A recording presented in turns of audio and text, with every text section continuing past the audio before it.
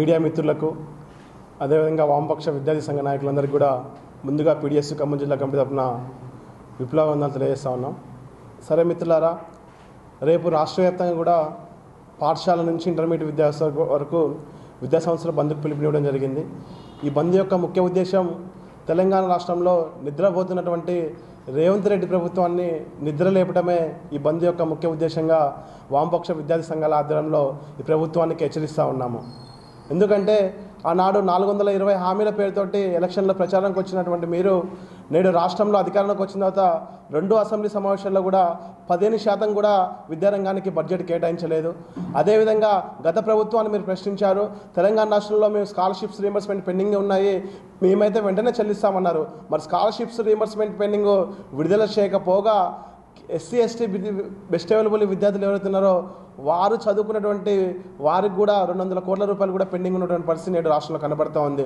మరోపక్క ఈరోజు అసెంబ్లీ సాక్షి కావచ్చు, సెక్రటరీ సాక్షి కావచ్చు, బుల్లెట్ ప్రూఫ్ టాయిలెట్స్ వాడేటువంటి మినిస్టర్స్ అయినా ఎమ్మెల్యేలు అయినా మరి పేద విద్యార్థులు చదువుకున్నటువంటి విద్యా సంస్థల్లో గురుకులాల్లో కావచ్చు కనీస సౌకర్యాలు 1000 మంది విద్యార్థులకు కేవలం 10 బాత్రూమ్లు మాత్రమే వాడే దౌర్భాగ్య పరిస్థితి నేడు రాష్ట్రంలో కనపడతా ఉన్నది.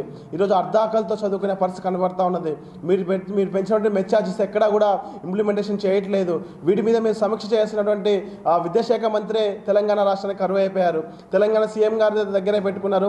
మరి విద్యారంగ సమస్యలు చెప్పుకోవాలంటే ఎక్కడికి వెళ్ళాలని కూడా తెలిసే పరిస్థితి కనిపించడం లేదు. కాబట్టి ఇప్పటికైనా ప్రభుత్వం స్పందించి పెండింగ్లో ఉన్న స్కాలర్షిప్ రీయింబర్స్మెంట్ విడుదల చేయాలని, అదేవిధంగా తెలంగాణ రాష్ట్రంలో న్యూ ఎడ్యుకేషన్ పాలసీ 2020ని తక్షణమే రద్దు చేసి తీర్మానం చేయాలని చెప్పేసి కూడా మేము పీడిఎస్ వామపక్ష విద్యా సంఘాలుగా డిమాండ్ చేస్తూ ఉన్నాము. అదేవిధంగా రాష్ట్రంలో చూసుకుంటే నేడు ప్రైవేట్ పాఠశాలలు విచ్చలవిడిగా ఫీజులు నియంత్రణ చట్టానికి వ్యతిరేకంగా ఈరోజు ఆ విచ్చలవిడిగా ఫీజులు దోపిడీ చేసిన పరిస్థితి కనిపిస్తూ ఉంది. ఇవేవి ప్రభుత్వానికి కనపట్టలేదా, ప్రభుత్వ అధికారులు కనపట్టలేదంటే ఈరోజు ప్రభుత్వ అధికారుల పర్యవేక్షణలోని ఈరోజు పీడిఎస్ ఫీజులు దోపిడీ అనేది జరుగుతూ ఉన్నది. కాబట్టి ఇటువంటి అధికారులపై కూడా ప్రభుత్వం స్పందించి చర్యలు తీసుకోని చెప్పేసి కూడా మేము తెలియజేస్తూ ఉన్నాము. అదేవిధంగా జిల్లా కేంద్రంలో ఉన్నటువంటి బీసీ ఎస్టీ గురుకులాలు ఏతున్నాయో ఆ గురుకులాలు సొంత భవనాలు లేకపోవడంతో విద్యార్థులు అస్తవ్యస్తంగా అదే పాఠశాలలో చదువుకునే పరిస్థితి కనబడతా ఉన్నది.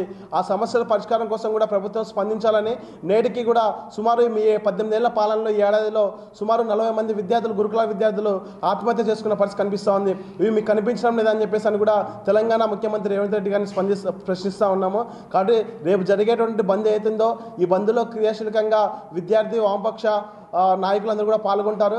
ఈ బంద్కి విద్యార్థులు, విద్యార్థి తల్లిదండ్రులు, అదేవిధంగా ప్రైవేట్ స్కూల్స్ యాజమాన్యాలందరూ కూడా ఈ బంద్కు సహకరించాలని చెప్పేసి అని కూడా సందర్భంగా తెలియజేస్తా ఉన్నాము.